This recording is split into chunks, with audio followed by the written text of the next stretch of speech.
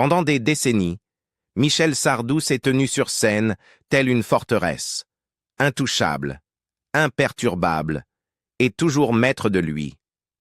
Il chantait les amants, les soldats, les prêtres et les rois. Sa voix était un tonnerre, ses mots choisis avec soin.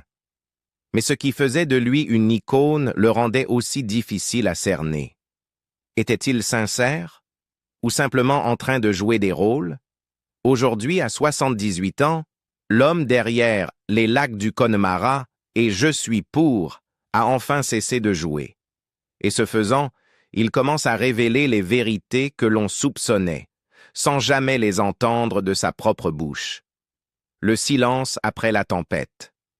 Pour un homme qui chantait autrefois « Je suis pour » devant des dizaines de milliers de personnes, en sachant pertinemment l'incendie que cela provoquerait, Michel Sardou a appris, avec le temps, que toutes les flammes ne méritaient pas d'être ravivées. À la fin des années 1970, après des années de controverses sociales, de manifestations et même d'accusations de racisme et de fascisme, quelque chose a changé. Il ne l'a pas admis à l'époque, mais aujourd'hui on comprend. Ce combat l'avait épuisé. 1977 marque un tournant. Cette année-là, la Java de Broadway devient un énorme succès. Pas politique, pas provocatrice, juste une chanson d'amour. Sa face B, le slow 10 ans plus tôt, devient le single le plus vendu de toute sa carrière, plus de 1,3 million d'exemplaires. Puis vient En chantant, un air nostalgique évoquant l'enfance et la simplicité, et Je vole, un morceau introspectif sur un adolescent qui quitte le foyer familial. Il s'éloigne de l'idéologie pour embrasser quelque chose de plus doux, quelque chose de plus fragile. Mais ce n'était pas qu'un virage artistique, c'était personnel. Sardou a plus tard reconnu qu'il était fatigué. Fatigué d'être incompris, fatigué d'être détesté par certains, fatigué de devoir défendre des chansons qui n'étaient jamais censées être des manifestes. J'avais dans l'idée de changer de métier, a-t-il confié. Les chansons de combat me fatiguaient. À l'époque, il était aussi physiquement souffrant. Aucun médecin ne trouvait l'origine, mais le stress s'était ancré profondément en lui. Un ami lui conseilla de partir en voyage, de disparaître un temps. Il le fit. Et quand il est revenu, ce n'était pas avec de la colère, mais avec de la subtilité. Son album de 1978, Je vole, poursuit ce ton plus personnel. 2 titres témoignent encore d'une certaine conscience sociale. Le prix d'un homme, inspiré des enlèvements médiatisés en Italie et en France, et Monsieur Ménard, sur la violence à l'école. Mais la manière était différente, moins frontale, plus observatrice. Sardou ne cherchait plus à scandaliser. Il racontait, sans accuser. La même année, il se produit pour la première fois au Palais des Congrès de Paris. Un moment charnière, mais aussi un message. Sardou est un homme de scène, pas un soldat. Il laisse volontairement de côté « Je suis pour » et « J'accuse ». Ce n'est pas un oubli. Il ne voulait plus livrer cette bataille. En 1979 et 1980, le virage est acté. Ses albums, Verdun et Victoria, s'enfoncent davantage dans l'intime. Moins de singles, moins de tubes radio, mais un message limpide. Sardou ne court plus après le succès commercial. Il raconte de petites histoires, des douleurs personnelles, des vies imaginées, des personnages perdus dans le temps. Il incarne une vieille dame, Victoria, un otage, le prix d'un homme, un prince ou même un paquebot dans Le France. Ces chansons ne sont plus des déclarations, ce sont des masques portés pour dissimuler l'homme réel. Et c'est ce qui le rendait si difficile à cerner. Était-il la voix de la France réactionnaire? Un provocateur? Ou simplement un acteur jouant des rôles? Comme il l'expliquera plus tard, je chante à la première personne comme un comédien prend un rôle. La scène n'est pas un confessionnal, c'est un théâtre. Mais même derrière ces rôles, même à l'abri de la métaphore, le poids des premières polémiques ne s'est jamais vraiment dissipé. Sardou n'a jamais cessé d'être hanté par l'incompréhension. Et pourtant, il n'a jamais vraiment demandé pardon. Jusqu'à maintenant. La nuit dont personne ne parle. Il y a une nuit dans la vie de Michel Sardou qu'il peine encore à évoquer. L'un de ces moments qui réécrivent toute une existence, qui arrachent les couches de spectacle, de bravade, de célébrité, et ne laissent que la douleur. La veille de Noël, 1999. Jean-Claude Camus, producteur de longue date de Sardou, dormait quand le téléphone a sonné, peu après minuit. Au bout du fil, Anne-Marie, la mère de Michel. Sa voix tremblait. Deux choses venaient de se produire, coup sur coup. D'abord, Sardou avait eu un accident de voiture dans le tunnel de la Défense. Ensuite, sa fille, Cynthia, âgée de seulement 26 ans, avait été violée, pas par un homme, par un groupe. Dans le froid, dans le noir, en pleine campagne près de Pontoise, c'est Cynthia elle-même qui avait appelé son père. Elle sortait du travail, elle n'est jamais rentrée chez elle. Enlevée, emmenée dans un lieu isolé, menacée, puis agressée. Elle a ensuite décrit l'horreur en une phrase impossible à oublier. Une lame sur ma gorge a tranché net mon insouciance. Une lame sur la gorge. Et tout, la jeunesse, la confiance, la sécurité, s'était envolé. Michel n'a pas réfléchi. Il a conduit. Vite. Trop vite. Il a eu un accident avant même de la rejoindre. Il a fallu des heures avant que Camus et Anne-Marie ne les retrouvent, père et fille, à la gendarmerie de Pontoise. Cynthia, brisée mais vivante. Michel, bouleversé, sans voix. Jean-Claude Camus a parlé de « une nuit épouvantable ». Mais la douleur ne s'est pas arrêtée au lever du jour. Sardou n'a jamais parlé publiquement de cet accident, pas avant des années plus tard, dans une interview discrète avec Patrick Sabatier en 2010. Ces mots étaient doux, lourds. « J'ai une fille cadette qui malheureusement a vécu une expérience terrible, une maladie dont on ne guérit pas. » Il n'a même pas prononcé le mot viol. Il n'en avait pas besoin. Cynthia finira par quitter la France. Elle s'installe au Canada, où l'air est moins lourd, où les gens ne murmurent pas. Elle écrit des livres, elle se marie, elle divorce, elle se reconstruit lentement. En 2014, elle publie Une vie à reconstruire où elle raconte tout, pas seulement le crime, mais les conséquences, la honte, la peur, les cauchemars, et à travers tout cela, un homme est toujours resté à ses côtés. Mon père s'est toujours inquiété pour moi, a-t-elle dit dans une interview. Ce n'est pas un homme de grands discours, mais ses actes disaient tout. On oublie souvent que les célébrités sont aussi des parents, que l'homme qui chante les batailles, les amants et la liberté attend aussi au chevet d'un hôpital, qu'il s'assoit dans un commissariat, qu'il tient la main de sa fille quand elle a trop peur pour parler. Cette nuit-là, en 1999, a changé Michel Sardou. Il a arrêté les tournées un moment. Il s'est concentré sur sa famille, sur le silence, sur la protection. Il n'y a plus eu de chansons engagées après ça, plus de scandales. Juste un homme portant un fardeau qui ne rentrait dans aucune parole de chanson. Les chansons qui ont mis le feu. Michel Sardou n'a jamais voulu être une figure politique. Et pourtant, pendant des décennies, on l'a accusé d'être exactement cela. Non pas parce qu'il faisait des discours ou rejoignait des partis, mais à cause de ses paroles, tranchantes, provocatrices, toujours à la première personne. Dès le début, Sardou s'est défendu avec une idée simple. Il ne parlait pas en son nom, il jouait un rôle. Ce ne sont que des chansons, pas des professions de foi, disait-il. Ce sont des chansons, pas des confessions. Mais tout le monde n'a pas été convaincu. Prenons Le temps des colonies, l'un de ses titres les plus controversés. Sardou y chante en tant que vieux nostalgique de l'empire colonial, glorifiant une époque de domination et de violence. Il pensait incarner un personnage, un de ces conteurs de bistrot coincés dans le passé. Mais la réaction du public a été féroce. Les journaux l'ont accusé de racisme. Des manifestants ont demandé son interdiction. Il a été abasourdi. Je croyais camper un personnage. J'ai en partie échoué. Il l'a reconnu. La performance était mal comprise.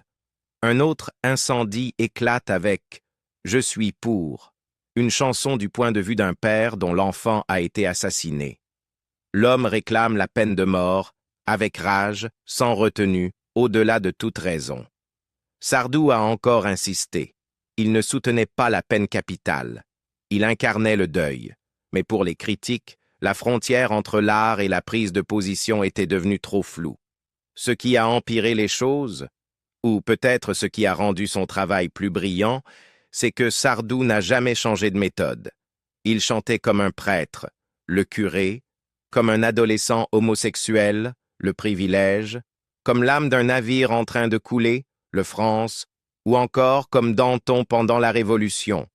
Toujours je, toujours en immersion, et toujours sans excuse pour le malaise provoqué. Comme un acteur va jouer un curé, un pédéraste, un aubergiste, moi je joue un vieux marié, un bateau, un prince. Il ne chantait pas sa vie, il distribuait des rôles, comme un dramaturge, comme un comédien. Mais la musique n'est pas du théâtre, et les paroles restent. Certains auditeurs trouvaient son détachement artistique stimulant. D'autres le voyaient comme une forme de lâcheté. Les critiques l'accusaient de se cacher derrière la première personne pour propager des idées dangereuses sans en assumer la responsabilité. Pour chaque spectateur qui disait « il me fait réfléchir », un autre criait « il me dégoûte ».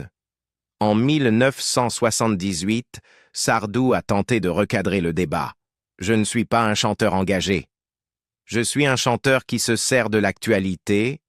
Je fais le rôle d'un journaliste, mais je mets de la musique en dessous. » Ce n'était pas un recul, c'était un repositionnement. Si les gens avaient besoin d'une étiquette, qu'ils l'appellent commentaire.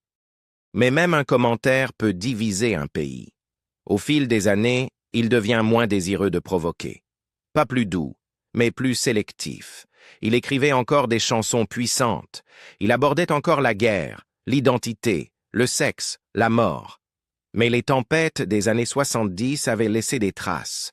On ne peut pas être traité de fasciste dans les journaux encore et encore sans commencer à choisir ses mots avec plus de prudence, même si l'on croit encore à chaque note.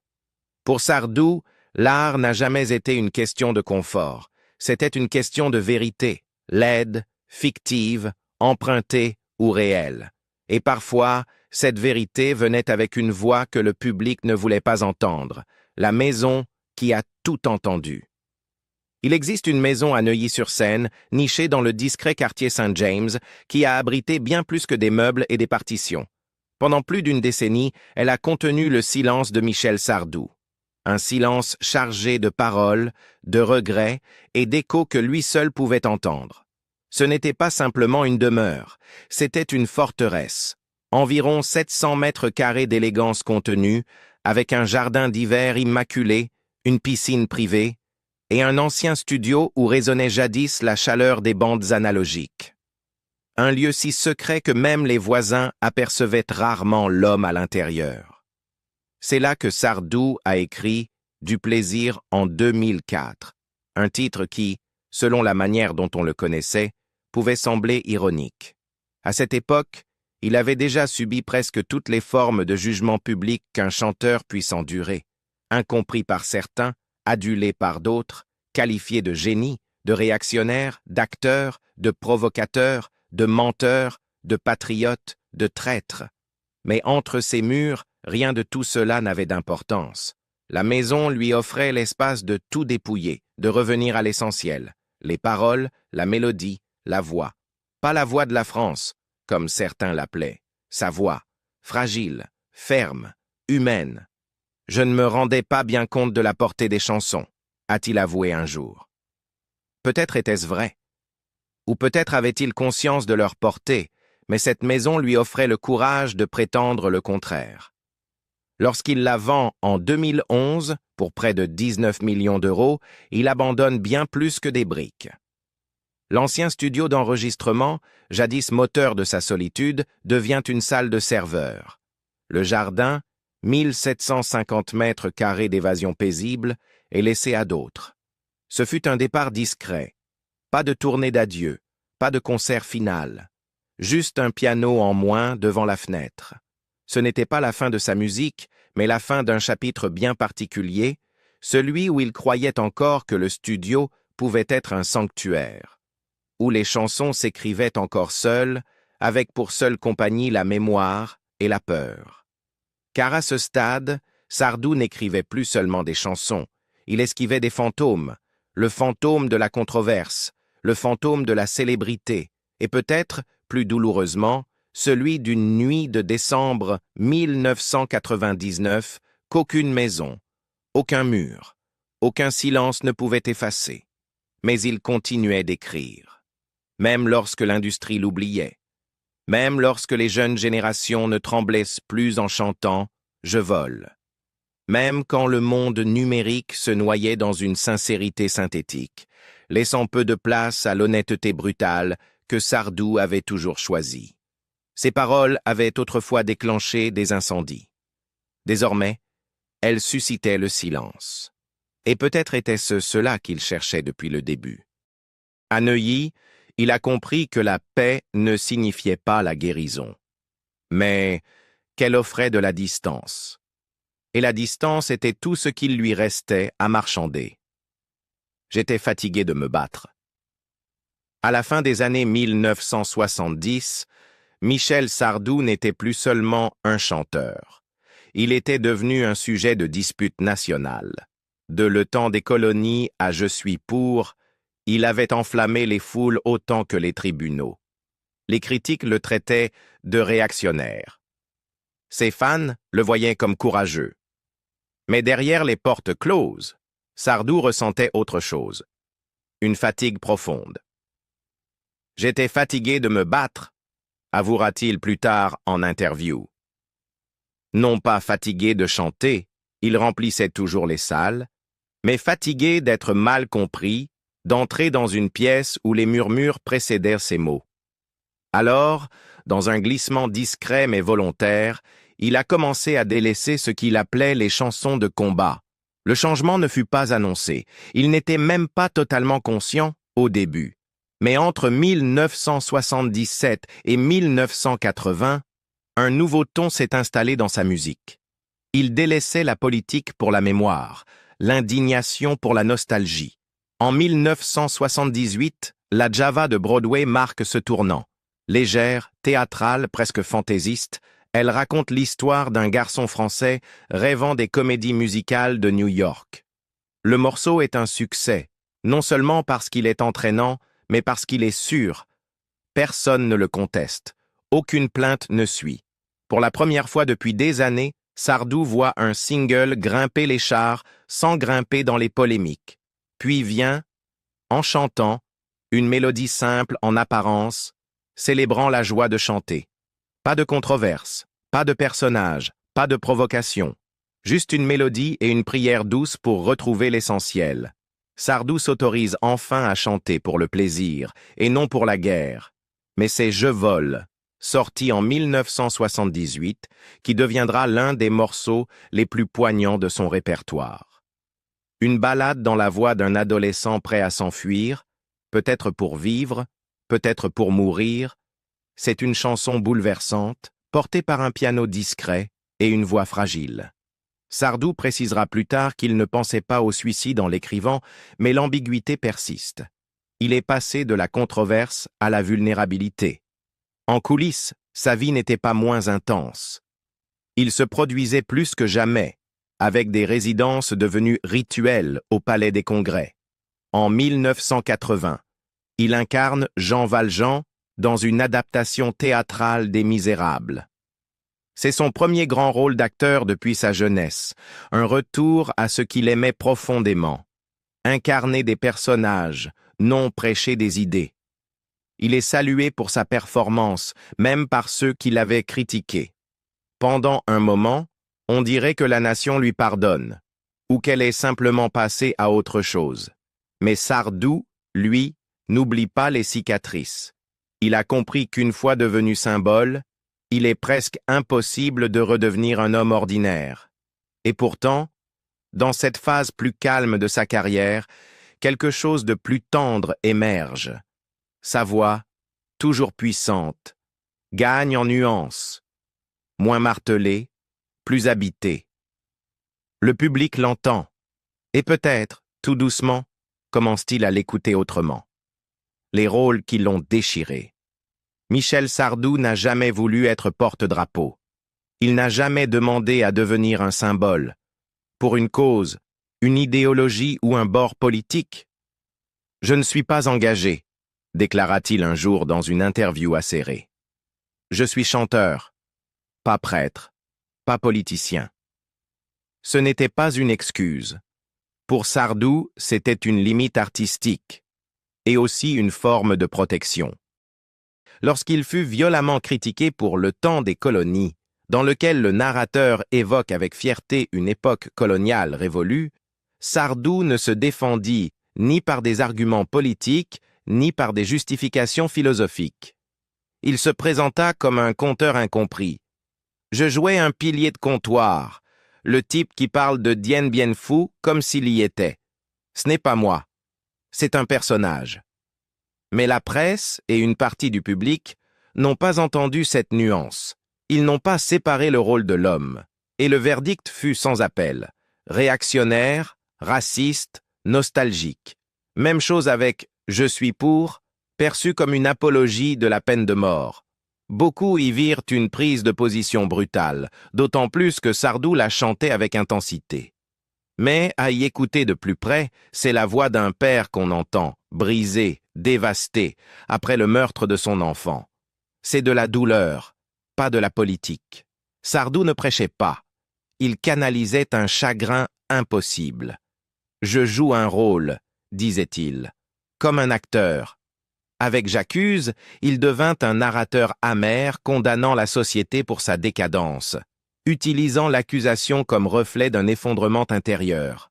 Dans Le Curé, Victoria et Le Privilège, il incarna tour à tour un prêtre esseulé, une femme âgée oubliée et un adolescent homosexuel confronté au rejet. Toujours à la première personne. Mais jamais il ne dit « c'est moi ». C'est là que réside toute la tragédie de sa carrière. Il fut l'un des chanteurs les plus célébrés de France, mais toujours au cœur de la controverse. Le public voulait qu'il choisisse un camp, héros ou salaud, progressiste ou conservateur. Mais Sardou refusa cette injonction. Il revendiqua le droit d'incarner, de raconter, sans être enfermé dans les rôles qu'il jouait. À 78 ans, la scène loin derrière lui, il parle avec la lucidité que seul le temps permet. Je n'écris pas des manifestes. Je ne me confesse pas sur scène. Je raconte des histoires dont le poids, parfois, m'a moi-même dépassé. Cette phrase ne ressemble pas à une défense, elle ressemble à un adieu. Non par peur, mais parce qu'après presque 60 ans de lumière, il n'a plus besoin de s'expliquer. Ceux qui ont compris l'ont toujours compris, et les autres n'ont peut-être jamais vraiment écouté. Il n'a jamais voulu être prophète, jamais prétendu parler au nom des autres. Et pourtant, Michel Sardou a porté, des décennies durant, le poids du jugement public, incompris par certains, adoré par d'autres, mais toujours libre dans son droit de raconter. Aujourd'hui, à 78 ans, le rideau est tombé. Aucun rappel. Seulement une œuvre immense, faite de chansons puissantes et d'émotions brutes. Et vous, avez-vous une chanson préférée de Michel Sardou? Dites-le nous en commentaire et n'oubliez pas de liker, partager et vous abonner pour plus d'histoires vraies derrière les légendes.